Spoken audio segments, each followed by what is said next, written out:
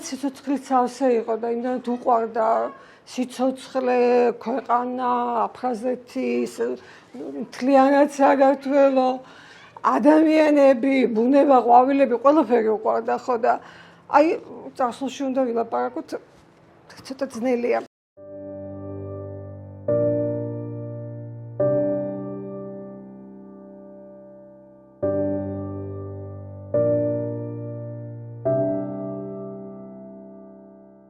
ცხოვრობდა ზღვისპირა ქალაქში ადამიანი, რომელიც სიყვარულს გულით დაატარებდა. უყვარდათ ქალაქში კოლორიტის სოხუმელი, ჟურნალისტი ალექსანდრე ბერულავა. სოხუმელებისთვის უბრალოდ საშა. რომ არა ომი, არავინ იცის სად და რომელ ასპარეზზე ვიხილავდით. სრულყოფილი განათლებისა და მრავალმხრივი შესაძლებლობების გამო შეთავაზებებიც ბევრი და ბევრჯერ ჰქონია. თუმცა ვერც თავის პროფესიას და ვერც თავის ზღვისპირა ქალაქს ვერ ელეოდა. საშა ყოველთვის იქნებოდა იქ, სადაც ქართული საქმე, მართალი სიტყვა და პრინციპული გადაწყვეტილებების მიღება იქნებოდა საჭირო. ჩემთვის ეს იყო მართლა ძალიან დიდი ავტორიტეტი. მე ყოველთვის ვცდილობდი ისე მოქცეულიყავი, რომ არ შემერცხვინა. ვცდილობდი ისე მოქცეულიყავი, რომ ეამაყა ჩემით. პატარა ძმას მეძახდა. ხო და იცით, მე კიდე მე ვცდილობდი, რომ მას ეამაყა ჩემით და მე ვამაყობდი მაგით. ლაღი და გახსნილი საშა თავისი ადამიანური თვისებებით მისი თანამედროვეებისთვის მუდამ ღიმილიან ახალგაზრდად დარჩა. 15-16 წლის ვარ საშა და 17-18-ის. ხო და მუსიკალურ სასწავლებელში მივდივარ სანაპიროთი. ჭავჭავაძის გადაკვეთაზე ოლეანდრის აყვავებულ ბუჩქთან დგას საშა. შეყვარებული, ბედნიერი, მოპირდაპირ სახლის ფაჯარა იღება და გამოჩნდა სახე ულამაზესი გოგოსი. ისეთ ამაღლებულ ხასიათზე დავდექი, რომ აი არ ვიცი პირდაპირ. ხო და საშა ჩემთვის არის აყვავებული სოხუმის სახე. ისეთი შეყვარებული, გახარებული. მისი სახელი ყოველთვის უშიშარ, გაბედულ ნაბიჯებთან ასოცირდებოდა. კოლეგები იხსენებენ, რომ ყოველთვის მნიშვნელოვანი იყო ის სათქმელი, რასაც საშა ამბობდა. ამბობდა სიტყვით, საქმით და მიღებული გადაწყვეტილებებით. მე დავიბადე უკვე სოხუმის დაცემის შემდეგ, ამიტომ ბაბუაჩემი არ მინახავს, ბუნებრივია ვერც მე მახსოვრება, მაგრამ ყოველთვის მახსოვდა ის ისტორიები, ის გმირობა, ის გზა, რომელიც მან გაიარა. ძალიან დიდი პასუხისგებლობა არის, ძალიან დიდი სურვილი არის ემსახურო საკუთარ ქვეყანას და ალბათ უბრალოდ სხვანაირად არც შეგიძლია, როდესაც იცი, რომ შენი ბაბუა დაიღუპა იმისთვის, რომ დღეს შენ და სხვები იყოთ თავისუფალი მოქალაქეები თავისუფალ საქართველოში. დიდია ალექსანდრე ბერულოვას ღვაწლი აფხაზეთში პირველი ქართულენოვანი ტელევიზიის ამოქმედებაში. მაშინ, როდესაც ყველაზე მეტად საინფორმაციო ომში გამარჯვება იყო საჭირო, საშა იმ ტელევიზიის სათავესთან მივიდა, რომლის ტექნიკაც სრულიად განადგურებული დახვდა. თუმცა სირთულეებს არ შეეპოვა და ტელეეკრანებიდან იქცა აფხაზეთის ამბების რეალურ მემატიანედ. სწორედ საშა ბერულოვას წახეზებით შეიძლება ასე ითქვას, აღმოჩნდი ჟურნალისტიკაში.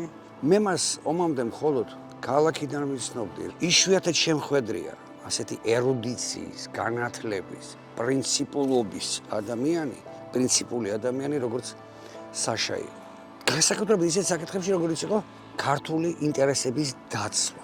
24 აგვისტოს იგი დაინიშნა ტელევიზიის ხელმძღვანელად. აფხაზებმა გასვლის წინ ყველა სიგნალი, რომელიც უნდა ანძაზე მისულიყო, ყველა გადაჭრეს და ამას დრო დასჭირდა. უცნაური რა იცით? ჩვენ იმ შენობაში რომ შევედით, არავითარ შემთხვევაში არ შევიდა ყოფილი დირექტორის ოთახში. გესმით? აფხაზი დირექტორის ოთახში. არ იკადრა სხვის კაბინეტში შესვლა. იცით? პიროვნება ან ხარ, ან არ ხარ. აფხაზეთისთვის ყველაზე რთულ დღეებში ტელევიზიის ხელმძღვანელობასთან ერთად ჩაიბარა სამხედრო პრეს-ცენტრისა და აფხაზეთის მინისტრთა საბჭოს პრეს-ცენტრის ხელმძღვანელის პოზიციები. მისი თანამედროვეები ამბობენ, რომ ალექსანდრე ბერულოვას ყველაზე კრიტიკულ მომენტებშიც კი არასდროს დაუკარგავს ყველაზე მთავარი ადამიანური ღირსება. საშა ბერულოვას ვიცნობდი 1983 წლის ივლისიდან. 10 წელი მეგობრობდით, ყველაფერი ვიცოდით ერთმანეთზე. საშა ბერულავა იყო უშიშარი და პრინციპული ადამიანი, საერთაშორისო დონის ჟურნალისტი, ერთიანი საქართველოს ერთგული შვილი. საშა ბერულოვასა და საყვარელი ქალაქის ბედი საბოლოოდ გადაინასკვა ერთმანეთს. 1993 წლის 27 სექტემბერს იყო იქ, სადაც მის ყოფნას სამოქალაქო და პროფესიული ვალდებულება მოითხოვდა. აფხაზეთის მინისტრთა საბჭოს შენობაში, ჟიული შარტავასა და სხვა პატრიოტების გვერდით. ბოლო საუბარი ჩვენი იყო 27-ში გამთენიისას. სადღაც 6 საათზე მე მგონი, იმიტომ მთელი ღამე ვრეკავდი და რო გავიდა ზარი, მე მგონი აი 5-6 საათი იქნებოდა. დილით სამშვიდობო რაღაც ორგანიზაციებით, აი მე იმდენად გავითიშე, რომ გავიგე, რომ სოხუმი დაეცა, რომ როგორ აღმოჩნდი თბილისში, ბუნდოვნად მახსოვს. კონფლიქტის დაწყების დროს ფაქტიურად მუშაობდით მინისტრთა საბჭოში სახელმწიფო მრჩევლებად. ზოგი სხვადასხვა დარგით მე ეკონომიკას ვკურირებდი, ბატონი საშა საინფორმაციო ამბებს. ჩვენ აგუზერად გამოვედით ბოლო კატერით და ეს იყო ჩვენი, აი, რო იტყვიან, ბოლო შეხვედრა საშასთან. მასაც შეეძლო, იქ ძალიან ბევრი იყო, იგივე აკაკი გასვიანი, ლორიკ მარშანია, რაულ ეჟბა. თითოეულ მათგანს შეეძლოთ იმ პერიოდში, რომ თავისთვის ეშველათ, მაგრამ აი მოსკოვია ზუსტად გმირობა და თავი გაწერეს ჩვენი ქვეყნისთვის. ის არ ჩაბარდა წვეთ, რადგანაც იცოდა, რომ მტერი არავის არ დაინდოს იმ უმართავ სიტუაციაში, დაემშვიდობა ქართული მთავრობის წევრებს მინისტრთა საბჭოს შენობაში, დატოვა ის შენობა, გამოვიდა გარეთ და ცოტა ხანში გმირულად დაიღუპა.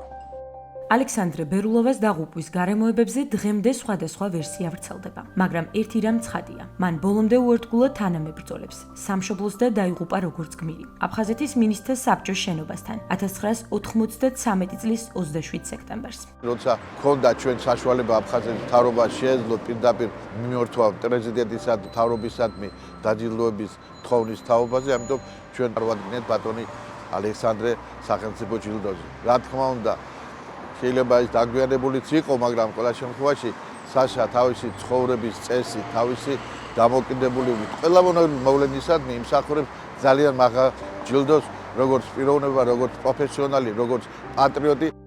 ვახტანგ გორგასლის პირველი ხარისხის ორდენი, რომელიც 2018 წელს გადაეცა ოჯახისთვის საამაყო და ძვირფასი რელიქვია.